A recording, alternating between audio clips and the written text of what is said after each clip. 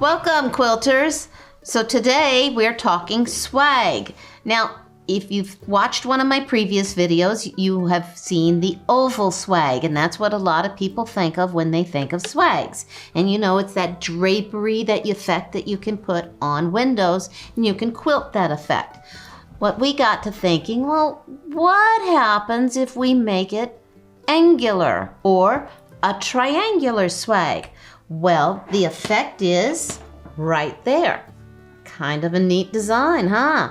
So let's look at seeing how that's done.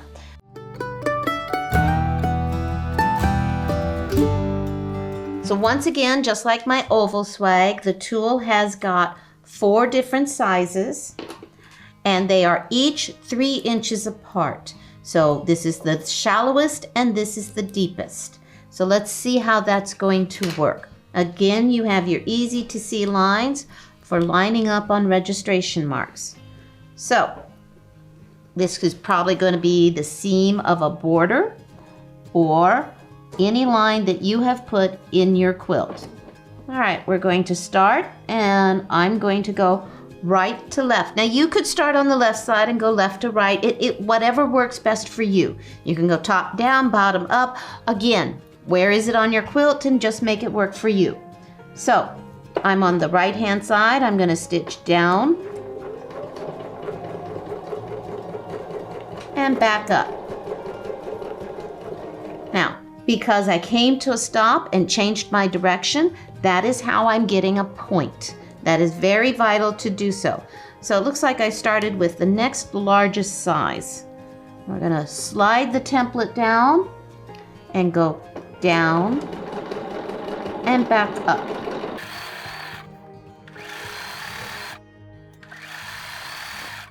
All right, so how many of you are looking at the tool going, zigzags? I needed a zigzag tool. I got you covered. But now we're going to rotate the template around, and I'm going to put in the largest of the triangular swags.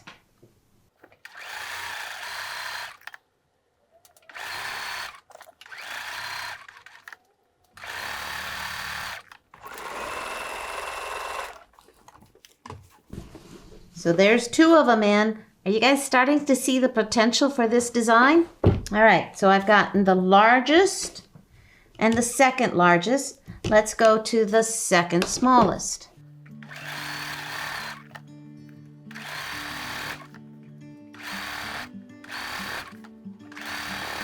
There's 3, and the shallowest one will complete the design.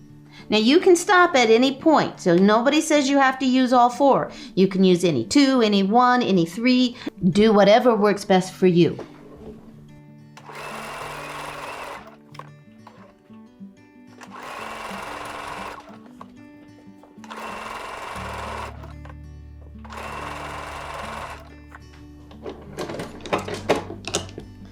So as you can see, triangular swags. Upside down, right side up, you decide which way they should go on their side. So let's take a look at a few more designs that you can do, because this one really lent itself to some really kind of fabulous designs.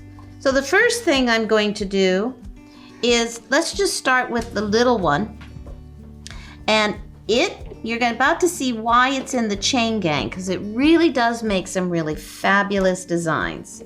All right, so let's start. I'm at the top of a line, and I'm going to create a chain, and I'm going to, with my chains, go from one side of the line to the other, okay? So we're gonna go.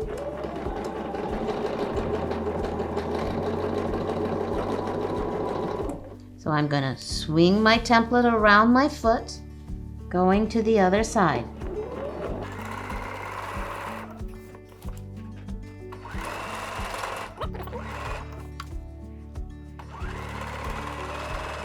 So now let's create those chains going back up. So this means I go to the opposite side and return.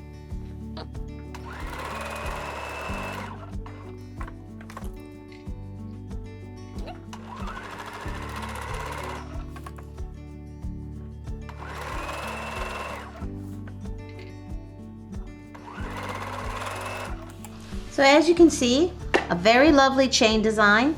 To make a great design, you can interlock this like I always do with different ones, but I decided to do something different. So I've done this. The nice thing about swags is they're always the same width, but they are different depth, which allows you to put one design inside of the other.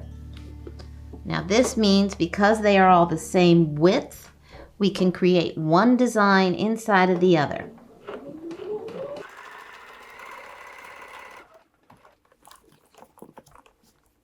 But again, I'm going to cross from one side to the other.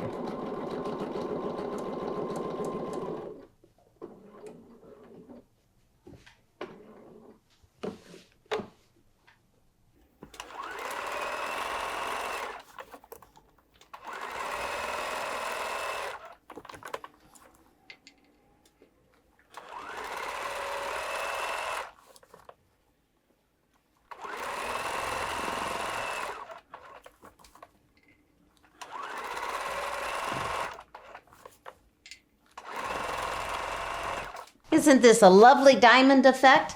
Wouldn't this design just look beautiful with Swarovski crystals right there? Think of all the lovely border designs you can find. Let me show you a few variations. So this is the smallest or the shallowest one with the next deepest one. And this one is the shallowest one with the deepest one. You can see where you can get. So this then got me thinking, well, what would happen if I didn't complete the chain? If all I did was go from one side to the other and created the zigzag look. And there you have another option. So this is just half of the design. This is the shallowest and the next deepest. Going from one side to the other. I used the shallowest all the way down and the next shallowest all the way back up. And here you can see 3 done only on moving it from one side of the line to the other. So you can see how you've got lots and lots of variations. So now let's see what happens if we take the design and we put it into a block design. I've already taken my stencil and marked my lines for 8 points. I've got my bobbin pulled up from the bottom and I am ready to go. So I'm going to start with the second largest. And after I've gotten a couple in, I'll explain why I'm going to start with that one. And I'm going to go out and back in. And let's roll it around and do one more.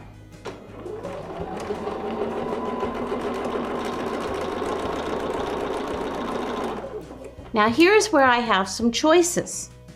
I can put my diamonds out here in the outside, like right here, or I can leave them blank. And this is where you make some decisions. Why did I not start with the littlest one? Because the littlest one would get in the way of the design in the center. So I'm going to go ahead and show you how to add the little diamonds out to the outside. So before I go back with this size, I want to put in a little diamond. So I line up my template, put in the little diamond,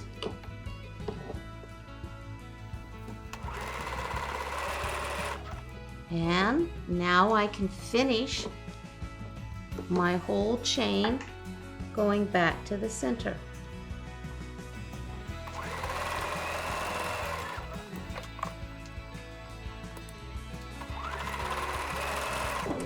I'm going to rotate to the next axis. This is the diagonal, and repeat.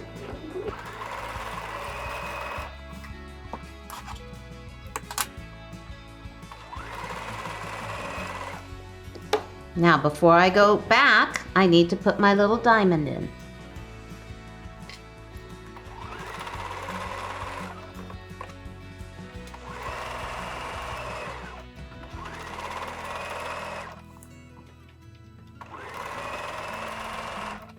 Rotate to the next axis, that's the horizontal one, and repeat.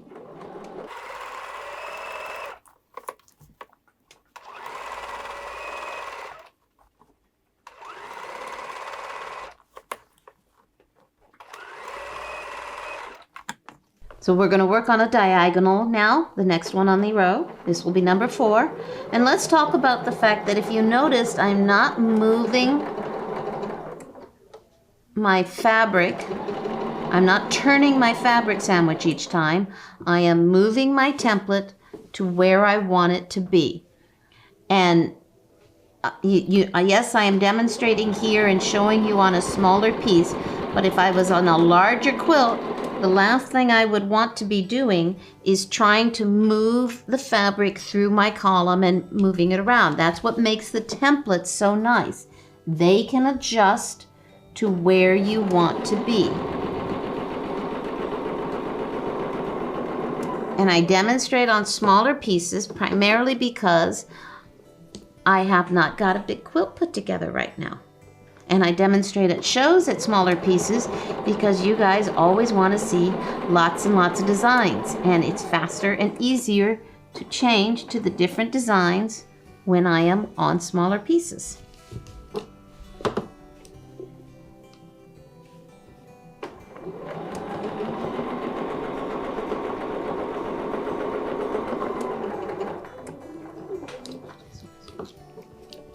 All right.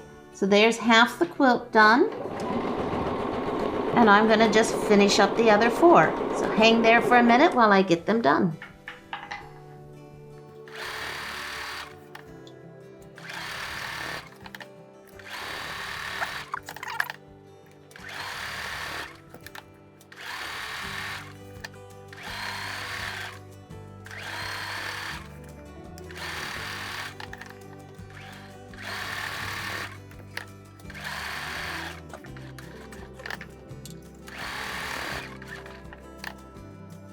And voila!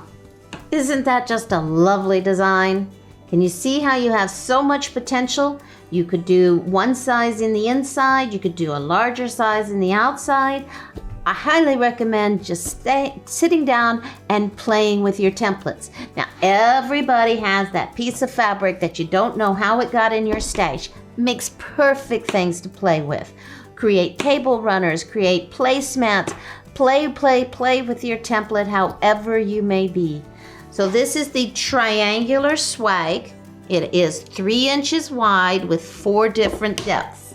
And it is available in 1/8 inch for your low shank machines, Brothers, Singer, Viking, Pfaff machines. The 3/16, which is good for some low shank and some high shank machines. I know some Juki home machines like the 3/16. And then the 1/4 inch, which the long armers must use, and some high shank machines use them as well. I'm on a Bernina 740, and I really like using the 1/4 inch acrylic templates with them. Use whatever is the best thickness for your machine. If you're not sure which thickness that is, check out our video, our FAQ, frequently asked question video on thickness of templates. I hope you had a good time with me on my triangular swags today. I hope you have a wonderful time playing with them. Happy quilting!